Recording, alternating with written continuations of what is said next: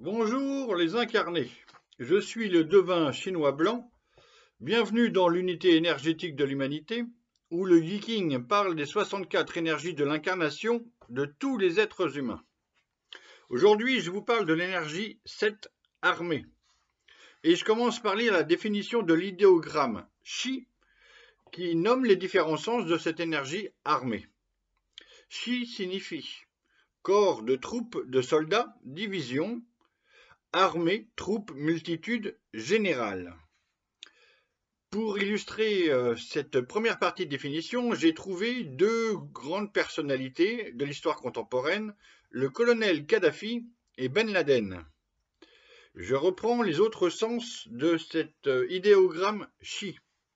Maître qui enseigne, je pense à Yoda. Professeur, quelqu'un qui est passé maître dans son art. Artisan qualifié, artiste. Alors maintenant, je vous donne toute la liste. Et après, on reviendra, suivant les thématiques, sur tel personnage, telle personnalité. Donc ma liste de devinettes est la suivante. Ont vécu ou vivent encore dans cette énergie 7 armées. Shakespeare, Orson Welles. Shakespearien Orson Welles. Stanley Kubrick, George Lucas, John Ford, Marlon Brando, Akira Kurosawa, Quentin Tarantino, Jean Gabin, Alain Delon. Et pour aller en Espagne, on a Diego Velázquez et Salvador Dali pour la peinture. Et j'ajoute deux intuitions que je n'ai pas vérifiées, toujours en Espagne. Deux guerriers du tennis et de la terre battue, ce sont Rafael Nadal et Carlos Alcaraz. Donc on se demande pourquoi Alcaraz, on parie sur lui comme un Nadal.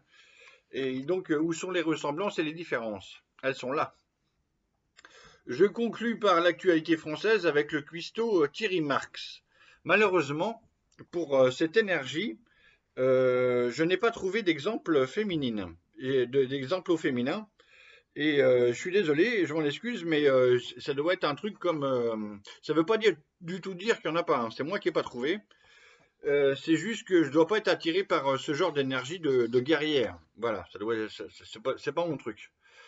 La traduction rouge du Yiking de Javari Effort concentre la description de cette énergie 7 armée par, ouvrez les guillemets, armée, c'est l'état de guerre. Donc je vais concentrer moi mon effort sur vous montrer que c'est ça la clé principale pour que vous puissiez toucher, comprendre, sentir cette énergie chez les personnes. Alors, on va commencer par dire que l'énergie 7 armée est composée en bas de l'élément eau, ça veut dire yin, yang, yin, et qu'en haut, c'est l'élément de la terre, donc c'est yin, yin, yin. Ça veut dire que sur les 6 traits, il y a 5 yang, il y a seulement 5 yin, il y a seulement un yang à la deuxième place en bas. Celle qui correspond au moment où le colonel Kadhafi, par exemple, prend le pouvoir. Ok ? Bon. Maintenant, je vais nommer les personnes avec leurs œuvres. Et ça doit faire titre pour vous, cet état de guerre. Cette armée, c'est l'état de guerre. Alors, ce qui semble le plus évident pour tous, c'est George Lucas, le réalisateur de La guerre des étoiles. Si c'est pas la guerre dans le cosmos, c'est quoi? Donc c'est bien l'état de guerre qui ressemble le plus en plus à la réalité planétaire, si je puis dire. Dans cette même veine du cinéma américain, anglo-américain, il y a Stanley Kubrick, où il y a plusieurs films, dont des chefs-d'œuvre, qui parlent de l'état de guerre. D'une certaine manière, Barry Lyndon parle de l'état de guerre, Eyes Wide Shut aussi, mais le plus évident, c'est Orange Mécanique, quand même, de 1971. Et puis, mais tout aussi évident, on a Shining de 1980 et Full Metal Jacket, qui est un film de guerre carrément, en 1987. Voilà pour Kubrick. Mais on pourrait développer, mais à vous de développer si vous voulez, voir l'état de guerre, comment ça marche dans son œuvre, dans l'œuvre de Kubrick et dans les autres œuvres. Bah justement, je mets la loupe un peu sur Shakespeare parce que Shakespeare, c'est quand même le maître du théâtre de son époque et puis de toute la culture anglo-américaine. Alors, Shakespeare, on voit l'état de guerre dans toute son œuvre. J'en nomme quelques-unes. Je ne vais pas faire tout Shakespeare maintenant, sinon j'aurais fait que ça. Donc, dans Roméo et Juliette, on voit bien qu'il y a deux familles qui s'affrontent. Dans Othello, il y a un état de guerre de l'amour aussi, du couple amoureux. La lutte du pouvoir royal, ce sont dans tous les drames de Shakespeare. Donc, on a Richard II, Richard III. Richard III est tué pendant la bataille, quand même. Dans Hamlet, en passant, on court d'un assassinat du roi du Danemark, jusqu'à la vengeance, ok. Donc c'est un drame dans le drame, être ou ne pas être, d'accord, c'est un état de guerre. Le Jules César de Shakespeare, c'est évidemment un état de guerre. Le Coriolan, acte 5, scène 4, Ménénius dit « Lorsque marche Coriolan, il se meut comme un engin de guerre. Sa parole est comme un tocsin, et son murmure est une batterie. » Je vois plus rien. Bon, on arrête avec Shakespeare, mais on passe au shakespearien Orson Welles. Donc 1915-1985, on est aux USA. Immense comédien, immense réalisateur, qui a commencé en 1938 par un drame à la radio qui faisait croire qu'il y avait un état de guerre avec la guerre des mondes. Ok ? Et suite à ça, on lui a donné l'aval et l'argent pour faire son premier film, qui est devenu Citizen Kane, un chef-d'œuvre parmi les chefs-d'œuvre. Beaucoup parlent que c'est le meilleur film de tous les films existants, les anglo-saxons principalement, mais il reste que c'est un chef-d'œuvre de 1941 qui a influencé Kubrick et tous les autres. Je peux aussi faire la parenthèse que Orson Welles est un personnage magnifique, acteur, comédien, réalisateur, scénariste, producteur et comédien metteur en scène au début. Il joue aussi Othello et Macbeth, quand même. Ok ? Donc c'est pas par hasard les influences, les projections, etc. J'ai déjà développé ces thèmes-là. Le 30 octobre 38, donc, Orson Welles diffuse une émission à la radio et fait croire à des millions d'Américains qu'ils sont en état de guerre contre les Martiens. Drôle à mourir. Bon. Sauf que c'est pas vrai. C'est pas les Martiens les méchants. Ils ont été dépeuplés. État de guerre, oui, qui lui ouvre les portes pour réaliser donc son film Citizen Kane, et il le tourne en 40 et puis ça sort en 41. Voilà pour Orson Welles. Évidemment, c'est un immense personnage, on pourrait y passer 2 heures aussi. Hein. Donc je passe à la peinture espagnole avec Velázquez et Dali, vite fait. J'ai mentionné déjà que Dali ne reconnaissait pour maître que Velázquez. Donc là, on a encore identification et projection comme maître de la peinture espagnole, mais peinture tout court. Donc, le texte des traits, et puis même dans les autres études, le texte de l'armée 7, de l'énergie 7 armée, parle d'un être aguerri. Alors, des fois, il y a un être accompli, des fois un être d'envergure, une grande personnalité. Ici, c'est un être aguerri, un guerrier, pour faire... Donc, guerrier, Diego Velázquez a été anobli, donc c'est bien un être aguerri quand il peint les Ménides, par exemple. Quant à Salvador Dali, dans sa posture paranoïaque, à la fois jouée, à la fois naturelle, c'est celle d'un moustachu doté d'un bâton monarchique. On constate bien la présence de cet être aguerri. Ok. Et puis quand on est en Espagne, je mentionne encore Rafael Nadal et Carlos Alcaraz, qui sur la terre battue, parce que le texte des études de cette énergie 7 armée parle de la terre battue, c'est comme ça que j'ai trouvé aussi John Ford, avec ses westerns, sur la terre battue, ce sont bien 2 êtres aguerris, 2 guerriers sur le terrain de tennis, ok, spécialisés dans la terre battue, et c'est pas par hasard, ok, ça leur parle, c'est leur élément tennistique, leur surface, on va dire, pour le jargon du tennis, qui vivent dans cette énergie-là, ok.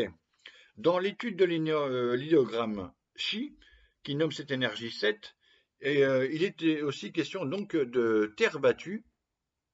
Je vire ce qui m'agace ici. Merci. Donc là, je suis en train de me répéter. D'accord, je passe. On sait que Nadal est chez lui à Roland-Garros et à Monte-Carlo, etc., sur les surfaces de la terre battue. Et c'est comme ça que j'ai fait le lien donc avec l'américain John Ford, qui a inventé le western américain avec les cow-boys et les indiens, les gentils et les méchants. Donc je ne reviendrai pas sur le scénario des gentils et des méchants, parce qu'à mon avis c'est plus l'inverse que ce côté-là. Mais John Ford a inventé le western. Ok.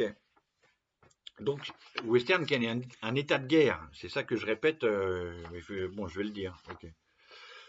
On passe au cinéma américain de Tarantino. Alors là, l'état de guerre, s'il n'est pas. Je pense que la génération d'aujourd'hui a tous vu les Tarantino, alors que ceux d'avant, on n'a peut-être pas tous vu. La guerre des étoiles, tout le monde sait à quoi ça correspond. Quentin Tarantino, quelques films comme ça.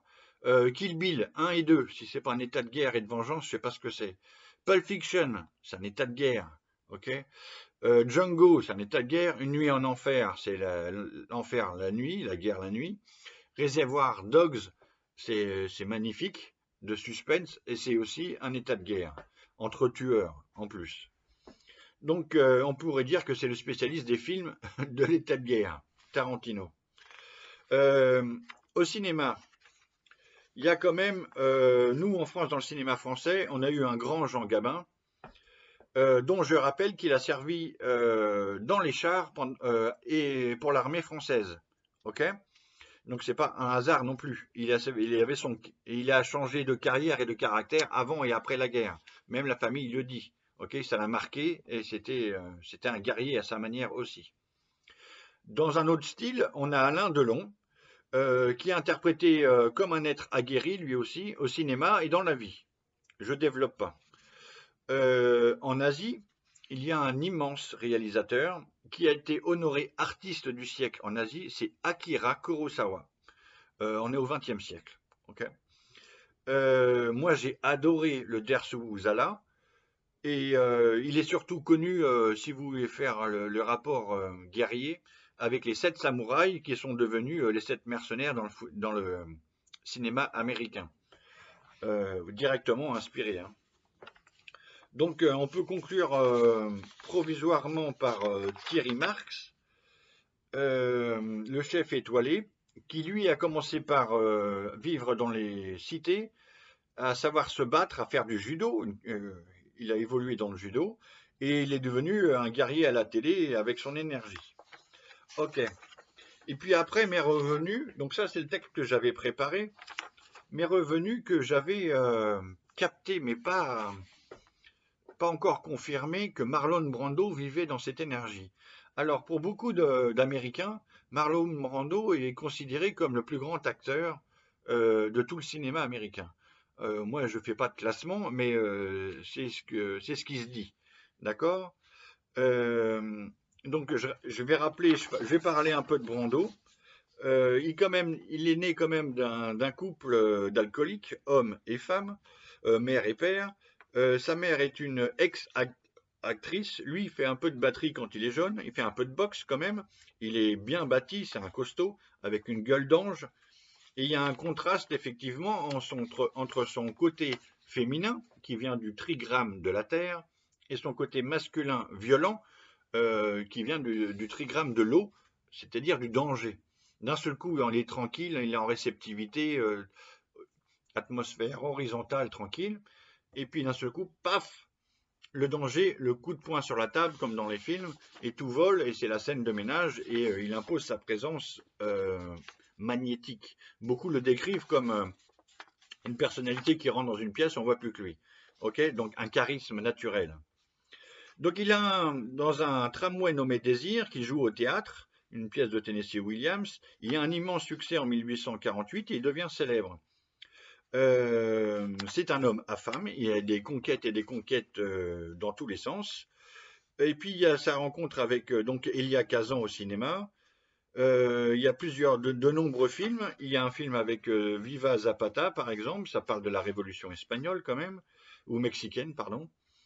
Il y a il y a un César qui est tourné au cinéma de Shakespeare, donc version Shakespeare. mais il est dans le rôle de Marc-Antoine. Il y a une équipée sauvage. Il devient le chef d'une bande de motards en Californie. Donc là, on passe dans le mint américain, celui que va quand même rencontrer et reprendre Elvis.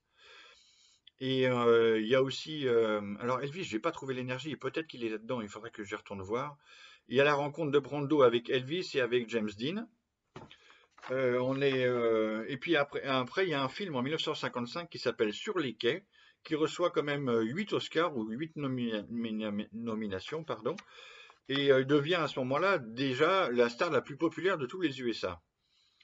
Mais dans sa tête, c'est compliqué, donc il fait une analyse avec un psy suivi suite à la mort de sa mère qui le traumatise pas mal. Il y a après sa carrière devient Napoléon, il y a un roman photo, mais il devient à 31 ans l'artiste le plus traqué de tous les USA, etc. Les mutilés du Bounty, il découvre Tahiti, il fait partie à un moment des droits civiques avec Martin Luther King, il y a la poursuite impitoyable, et puis il y a une suite de navets, alors je ne sais pas, pendant 7 ans, fermeture certainement, j'ai pas regardé à quoi ça correspond dans le texte des traits, mais il y a une période de navet. Et il y a le grand retour en 1972 avec son rôle du parrain de Coppola. Et donc là, il refuse même l'Oscar, il y a scandale et tout. Enfin bon, voilà. À Paris, il va tourner avec Bartolucci le dernier tango, où il se livre beaucoup lui-même et au point qu'il veut plus du tout, il voudra plus du tout se livrer pareil. Ensuite, il achète des atolls, un îlot de 13 atolls, enfin, un atoll de 13 îlots à 50 km de Tahiti. Il fait un peu un rêve de Gauguin, etc. Et ensuite, encore, en 76, il y a un immense film, Apocalypse Now, un tournage difficile parce il refuse les scénarios. Il est devenu très difficile, très compliqué à manœuvrer au cinéma. Il se met à beaucoup boire, beaucoup manger, 130 kilos. Il a une douzaine d'enfants avec cette femme. Et en mai 1990, il y a un drame qui se vit dans sa maison entre son fils qui tue son beau-frère, le mari de sa fille. Il y a un procès où il est obligé d'apparaître en public filmé à l'américaine. C'est en 91 ça. Et donc il meurt à 80 ans. Voilà. Je vais m'arrêter là-dessus. Ça ne sert à rien de développer, mais Marlon Brando était une personnalité intéressante pour les Américains. C'était un peu anglo-saxon. Voilà. Bonne journée.